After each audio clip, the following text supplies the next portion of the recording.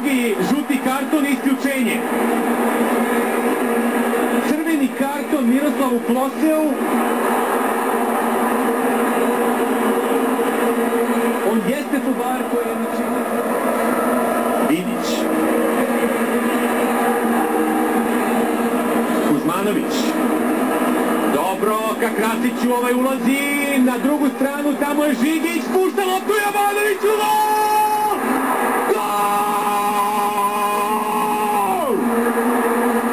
1:0!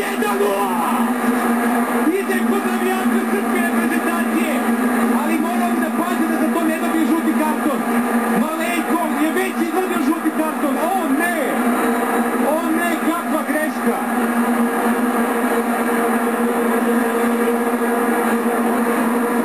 Nema potrebe za ovim, ovo jeste izuzetno bitan trenutak, ali moraju igrači da vode račun o tome. No pre toga, najvažnija stvar,